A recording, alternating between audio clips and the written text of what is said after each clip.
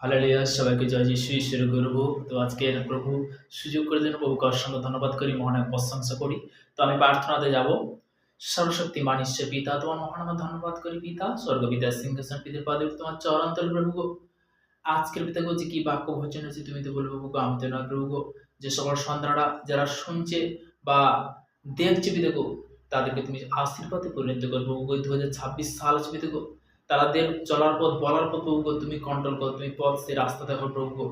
প্রভু গো, সর্বদা পিতা গো আমার ভারতবর্ষের বিভিন্ন প্রান্তে যে সকল সন্তানরা কাজের মধ্যে কর্মজগতের মধ্যে পিতা গো, যে অবস্থায় রয়েছে প্রত্যেকটা সন্তানেরা প্রার্থনা করছে পিতা গো, তুমি স্বর্গদূত দ্বারা পিতা গো তাদেরকে তুমি সুরক্ষিত রাখো প্রভু গো। হার ইনফেকশন, হার ভাইরাস থেকে তুমি রক্ষা করো প্রভু গো, তুমি রক্ষাবান হিসেবে পিতা গো। তোমার বাক্যে বলেছো, আর তোমরা যদি প্রার্থনা করতে পারো, যদি কারোর বিরুদ্ধে কোনো কথা থাকে তাকে তুমি ক্ষমা করার জন্য স্বর্গস্ব পিতা তোমার অপরাধ সকল ক্ষমা করে প্রভু গো। যে সকল সন্তান শুনছি পিতা গো, আমার বিশ্বাস পিতা গো, তাদের জীবনে ক্ষমার বাণী পিতা গো, মুক্তি অঙ্গীকার বাড়া হবে যিশু নামে। তাদের মধ্যে আশীর্বাদে পরিণত করবে যিশু নামে।